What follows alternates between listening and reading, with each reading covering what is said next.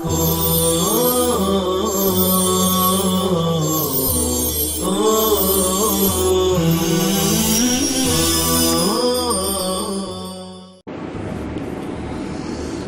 الله الرحمن الرحيم. وعن جابر رضي الله عنه قال قال رسول الله صلى الله عليه وسلم إن المرأة تقبل في صورة شيطان وتدبر في صورة شيطان إذا أحدكم أعجبته المرأة فوقعت في قلبه فليعمد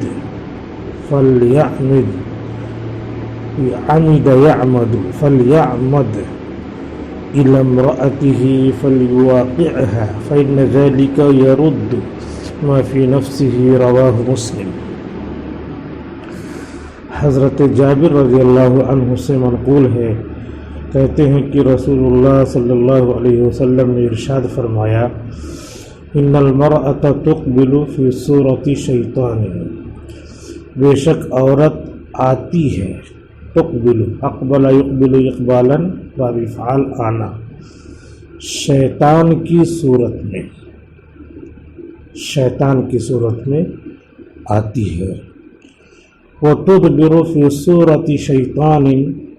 اور شیطان کی صورت میں پیٹھ پھیرتی ہے،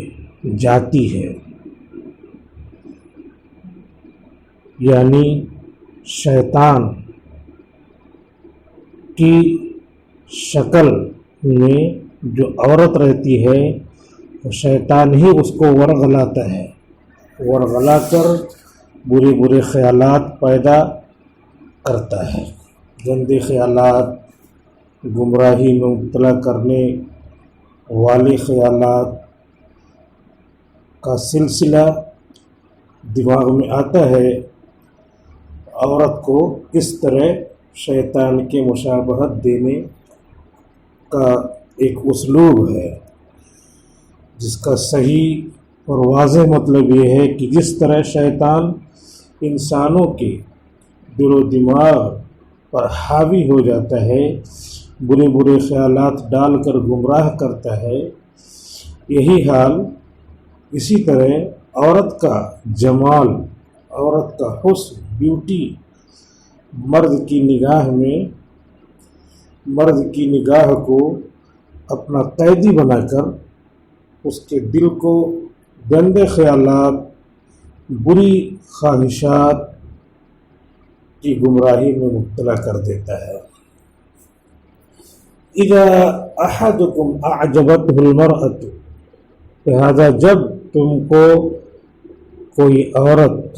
پسند آ جائے، تم میں سے کسی کو کوئی عورت پسند آ جائے، نظر پڑ گئی، فوقعت فی قلبہ، پھر اس کی محبت دل میں آ گئی، فلیعمد الی امرأتہ، پھر وہ اپنی ہی اہلیہ کے پاس آئے، فلیواقعها، اس سے اپنی ضرورت پوری کر لے، فإن ذلک یرد ما فی نفسہ، تو بے شک یہ چیز وہ خیالات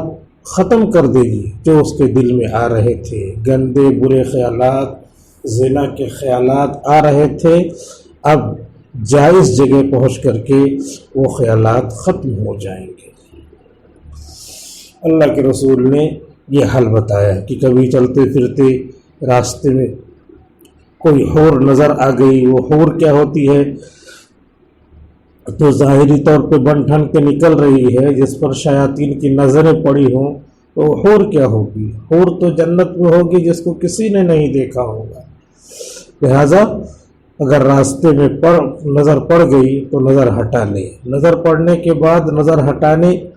کے بعد بھی اس کے دل میں جگہ آ گئی تو اب اس کی تلاش میں نہ رہے، گھر آ کر کے اپنی بیوی سے اپنی ضرورت پوری کریے۔ الفصل الثانی، عن جابر قال قال رسول الله صلى الله عليه وسلم إذا خطب أحدكم المرأة فإن استطاع أن ينظر إلى ما يدعوه إلى نكاحها فليفعل، رواه ابو داود۔ حضرت جابر رضی اللہ عنہ سے منقول ہے، کہتے ہیں کہ رسول اللہ صلی اللہ علیہ وسلم نے ارشاد فرمایا کہ جب تم میں کوئی آدمی کسی عورت کے پاس خطبہ بھیجے، نکاح کا پیغام بھیجے، فَإِنِ اسْتَطَاعَ، تو اگر ہو سکے تو دیکھ لے، أَن يَنظُرَ إِلَى مَا يَدْعُوهُ إِلَى نِكَاحِهَا، تو اگر ہو سکے تو دیکھ لے، إِلَى مَا، ان اعضاء کو، عورت کے ان اعضاء کو جن کے دیکھنے پر قادر ہو، يدعوه، جو اس کو نکاح کی رغبت دلاتے ہیں، یدعوہ الی نکاحها، جو اس کو نکاح کی رغبت دلاتے ہیں، فلیفعل، تو چاہیے کہ ایک نظر دیکھ لے، یعنی ہاتھ اور چہرہ وغیرہ جس سے رغبت ہوتی ہے وہ دیکھ لے، اور پھر آگے کا قدم بڑھائے، آگے سوچے۔ تو اس حدیث شریف سے پتہ چل رہا ہے کہ اپنی مخطوبہ کو ایک نظر دیکھ لینا مستحب ہے۔ وعن المغیرة بن شعبة قال خطبت امرأة، حضرت مغیرہ ابن شعبہ رضی اللہ عنہ سے منقول ہے، کہتے ہیں کہ میں نے ایک عورت کو نکاح کا پیغام دیا، ایک عورت سے مگنے کا ارادہ کیا۔ خطبت امرأة، پیغام دینے کا ارادہ کیا، خطبت ای اردت الخطبۃ، فقال لی رسول اللہ صلی اللہ علیہ وسلم، تو حضور صلی اللہ علیہ وسلم نے مجھ سے ارشاد فرمایا، هل نظرت الیہا، کیا تم نے اس خاتون کو دیکھا ہے؟ قلت لا، میں نے کہا دیکھا تو نہیں۔ قال فانظر الیہا، آپ نے فرمایا تو دیکھ لو اسے، جو اعضاء اس کے دیکھنے ممکن ہے، چہرہ اور ہاتھ پیر، فإنه أحرى أن يقدم بينكما، کیونکہ یہ چیز اس بات کے زیادہ لائق ہے، کیونکہ یہ چیز اس بات کے زیادہ لائق ہے، زیادہ مناسب ہے، أن يقدم بينكما۔ جب انہوں نے کہا کہ نہیں دیکھا ہے، آپ نے فرمایا کہ تم اس عورت کا ایک نظر دیکھ لو، کیونکہ دیکھ لینا بہت مناسب اور بہتر ہے۔ احرى ان يقدم بینکما، کہ تمہارے لیے دیکھ لینا آپس میں محبت کو باقی رکھنے کے لیے زیادہ لائق ہے۔ رواہ احمد والترمذی والنسائی وابن ماجہ والدارمی۔ اس طرح دیکھ لینا، فإنه أحرى، زیادہ لائق ہے، يقدم بینکما، کہ تمہارے درمیان تالیف قلب ہو، محبت ہو۔ آدم یودم ایدامن کے معنی آتے اصلاح کرنا، یودم اصلاح رہے، بہتری اور محبت بڑھتی رہے، اضافہ رہے۔ اس حدیث شریف سے بھی پتہ چلا کہ اپنی مخطوبہ کو ایک نظر دیکھ لینا، چہرہ ہاتھ پاؤں، یہ مستحب ہے۔ وعن ابن مسعود قال رأى رسول الله صلى الله عليه وسلم امرأة فأعجبته فأتى سودة، حضرت عبداللہ ابن مسعود رضی اللہ عنہ سے منقول ہے، کہتے ہیں کہ رسول اللہ صلی اللہ علیہ وسلم نے ایک خاتون کو دیکھا، فأعجبته، تو آپ کو پسند آ گئی، آپ کو اچھی لگی۔ فأتى سودة، تو آپ حضرت سودا بنت زمعہ کے پاس آئے،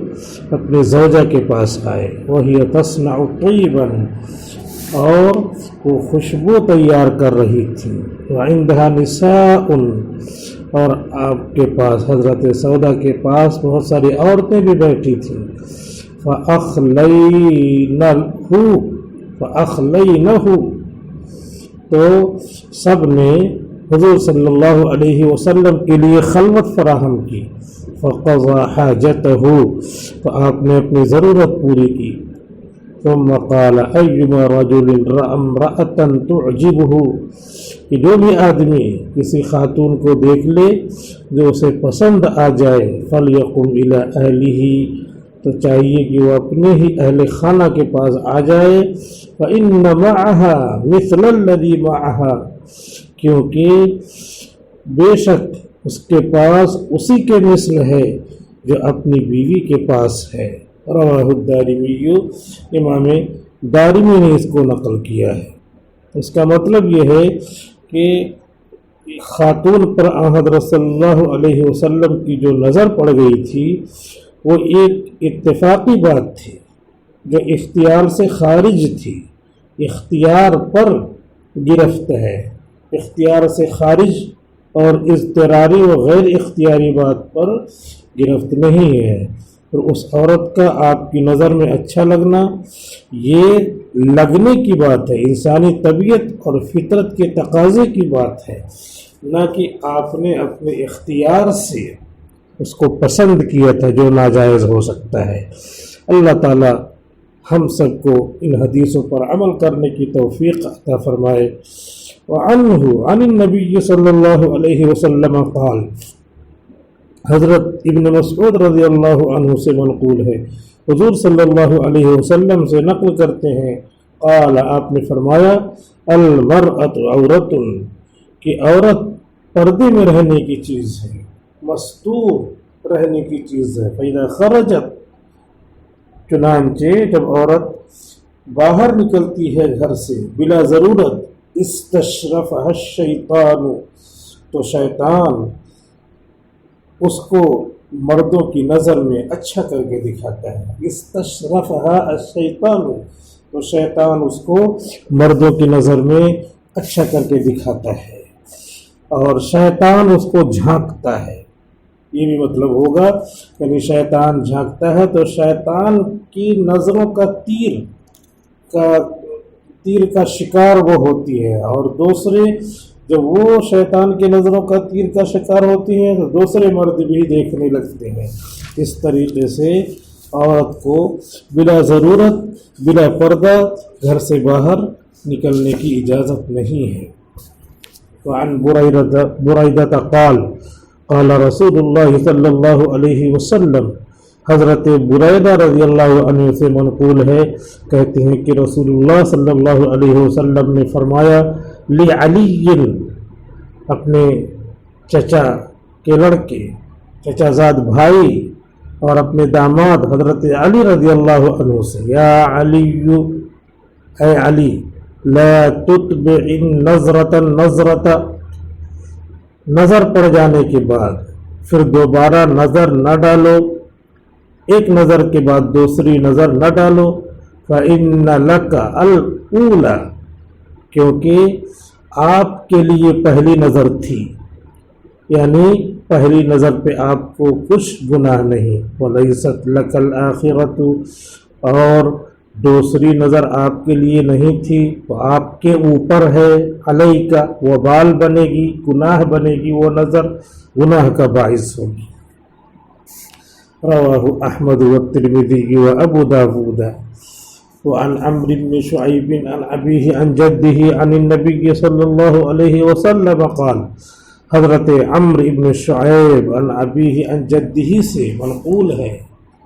حضرت عمرو بن شعیب حضرت شعیب سے نقل کرتے ہیں، اور وہ حضرت عبداللہ ابن عمرو سے نقل کرتے ہیں، نبی کریم صلی اللہ علیہ وسلم سے عبداللہ ابن عمرو نقل کرتے ہیں، قال، کہ حضور صلی اللہ علیہ وسلم نے فرمایا، اذا زوج احدکم عبدہ امتہ، کہ جب تم میں سے کوئی آدمی شادی کر دے اپنے غلام کی، اپنے باندی سے، فلا ينظرن الى عورتها، تو یہ اس کی شرمگاہ کی طرف نہ دیکھیے، یہ اس کی شرمگاہ کی طرف نہ دیکھیے۔ وفی روایت، اور ایک روایت میں ہے، ولا ينظرن الى ما دون السرة وفوق الركبة، ولا ينظرن، تو ہرگز نہ دیکھے ناف کے نیچے سے گھٹنے کے اوپر تک کے اعضاء کو نہ دیکھیے۔ رواہ ابو داود، امام ابو داود نے نقل کیا ہے۔ اس سلسلے میں حضرت امام ابو حنیفہ رحمۃ اللہ علیہ کا مذہب یہ ہے کہ شادی ہو جانے کے بعد لونڈی اپنے آقا کے حق میں کسی غیر کی لونڈی کی مانند ہو جاتی ہے۔ جب شادی ہو گئی تو اب یہ اپنے شوہر کی ہوگی، اور غیر کی لونڈی کی جسم کے چھپے ہوئے حصے کی تفصیل جو پہلے ابواب میں گزر چکی ہے وہی یاد رکھنا ہے کہ محرم کے ساتھ کون سے اعضاء کو دیکھنا ناجائز ہے اور غیر محرم کے کون کون سے اعضاء کھلے رہیں اور بقیہ اعضاء کو مستور رکھنا ہے، اس کی تفصیل پہلے آ گئی ہے۔ امام شافعی رحمۃ اللہ علیہ کا اس سلسلے میں یہ مسلک ہے کہ شادی ہو جانے کے بعد لونڈی کا سطر مرد کے سطر کی مانند ہے۔ دونوں کی یہ باتیں ہیں جو حدیث کی روشنی میں ہیں، تفصیل یہاں درج نہیں کی جاتی، ذکر نہیں کی جاتی، اس لیے کہ مختصر احادیث ہیں۔ اللہ تبارک و تعالی ان احادیث کے مضامین پہ صحیح عمل کرنے کی توفیق عطا فرمائے۔ وعن جرہد ان النبی صلی اللہ علیہ وسلم قال اما علمت ان الفخذ عورت، حضرت جرہد رضی اللہ عنہ سے منقول ہے